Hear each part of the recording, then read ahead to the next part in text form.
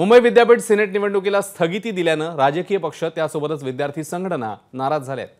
9 August रोजी Senate निवडणुकीचा कार्यक्रम मुंबई विद्यापीठाकडून जाहीर झालेला।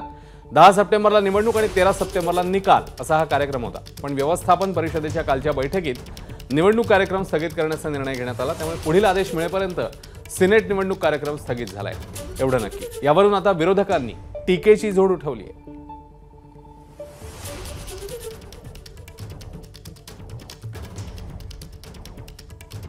आणि याच संदर्भात आदित्य ठाकरेंनी विद्यापीठ कुलगुरूंना पत्र लिहिले। विद्यापीठावर अशी कोणती आणीबाणी आली की रात्री निवडणुका स्थगित केल्या, असा सवाल या पत्राद्वारे आदित्य ठाकरे यांनी कुलगुरूंना विचारलेला आहे।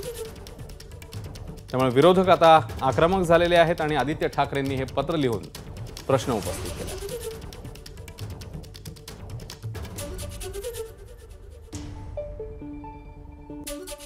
या पत्रामध्ये आदित्य ठाकरेंच्या महत्त्वाचे मुद्दे कोणते आहेत? मुंबई विद्यापीठावर अशी कोणती आणीबाणीची परिस्थिती आली होती की रात्री उशिरा परिपत्रक जारी करून निवडणुका थांबवाव्या लागल्यात? राज्यपाल जे कुलपती आहेत त्यांच्याशी चर्चा करण्यात आली होती का? आणि यासाठी कोणी आदेश दिले होते, असा प्रश्नही आदित्य ठाकरेंनी विचारलाय। प्राचार्य, व्यवस्थापन, शिक्षक प्रतिनिधींच्या निवडणुका सिनेट निवडणुका झालेल्या आहेत। केवळ नोंदणीकृत पदवीधर मतदारसंघ का रखडलाय, असाही प्रश्न विचारण्यात आलाय। 1,15,000 मतदारांकडून 20 रुपये शुल्क वसूल करण्यात आले, त्याबद्दल काय, हाही प्रश्न समोर येतोय। आणि या निवडणुका आधीच वर्षभर लांबल्यानं निवडून आलेल्या सिनेट प्रतिनिधींना सेवा देण्यासाठी कमी कालावधी मिळेल, हे मुद्दाम घडवलं जातंय का, असाही प्रश्न आदित्य ठाकरेंनी विचारला।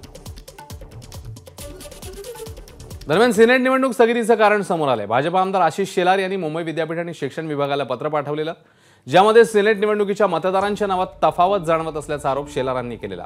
आणि शेलारांच्या पत्राची राज्य सरकारने दखल घेत मुंबई विद्यापीठाला सदर प्रकरणी चौकशीचे आदेश दिले आहेत।